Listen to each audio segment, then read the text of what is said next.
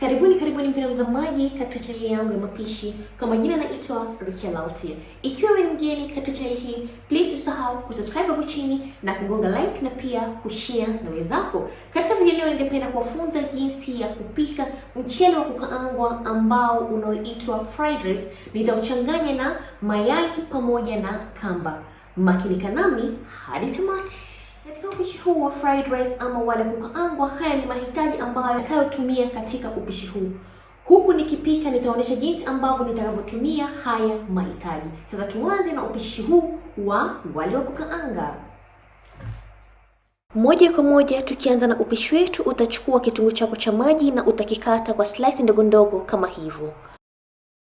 Kisha maliza utachukua pilipiliboga za rangi tofauti na utazikata kwa slice kubwa kubwa kama hivyo. Ukishamaliza utachukua rice cooker, nimetumia rice cooker ama pia unaweza kutumia jiko la mkaa. Utaweka maji vikombe 3 na nimetumia mchele vikombe 2. Hakikisha umeosha mchele wako vizuri, na utaweka kitunguu chako cha maji pamoja na pilipili boga na chumvi na utachanganya vizuri. Utaweka sufuria yako katika rice cooker na utawacha mchele wako ama wali wako upikike. Baada ya dakika 15 mpaka 20 wali wetu uko tayari, umekauka vizuri na umeiva vizuri na umetoka mmoja.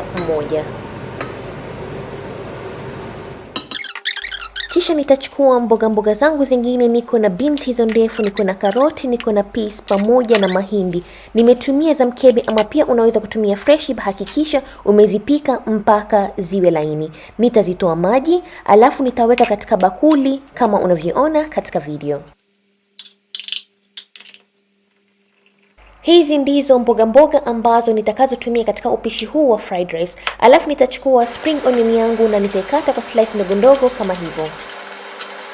Tutaanza maandalizi yetu ya kupika wali wetu wa fried rice. Utachukua pani yako na utaweka mafuta, alafu utaweka kamba wako waliotolewa maganda, alafu utanyunyiza chumvi, pilipimanga, chili flakes yani pilipili zilizokaushwa pamoja na paprika kiasi, na utachanganya vizuri na utawacha kamba wako wapikike kwa dakika 5 mpaka 7.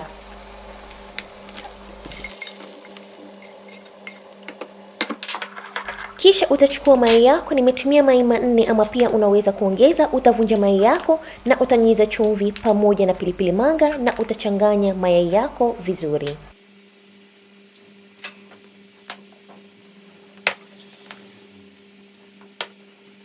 Kisha maliza utanyunyiza mafuta katika pan na utamimina mayai yako na utayapika mayai yako mpaka yaive vizuri.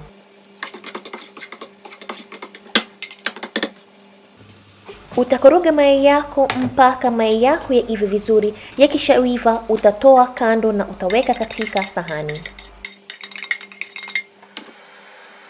Kisha utachukua mboga zako yani vegetables zako na utaweka katika pan. Utaweka kitunguusaumu pamoja na tangawizi kijiko kidogo pamoja na chumvi na pilipili manga, na utapika vegetables zako mpaka ziwe kavu. Vegetables zako zikishakuwa kavu, kisha utaweka kamba wako pamoja na mayai na kisha utanyunyiza chumvi pamoja na pilipili manga na utaendelea kukoroga.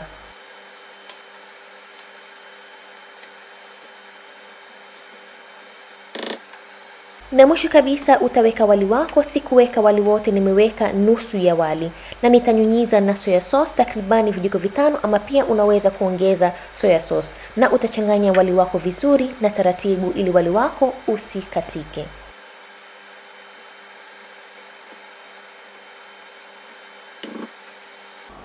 Na mwisho kabisa utaweka spring onions, ila sio lazima, hili ni kama pambo. Alafu utachukua kifuniko na utafunika kwa dakika 3 mpaka 5.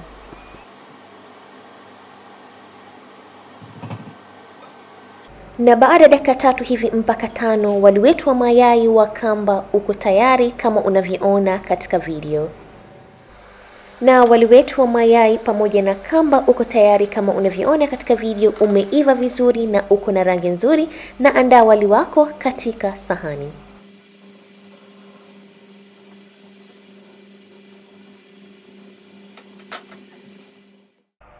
Na chakula chetu kiko tayari kama unavyoona katika video. Kina mvuto mzuri na nitaandaa na juisi yangu ya machungwa.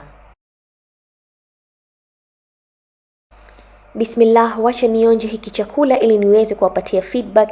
Yani harufu yake bala, chakula hiki ni kitamu sana ajabu na hakichukui hata muda. Unaweza pia kula na salad na enjoy wali wako wa mayai pamoja na kamba. Asanteni sana kwa kuangalia video yangu na natumai mmeipenda hii recipe. Na ikiwa umeipenda, please usahau kugonga like hapo chini na kushare na wengine, na pia usisahau kusubscribe hapo chini. Na asanteni sana na kwaherini.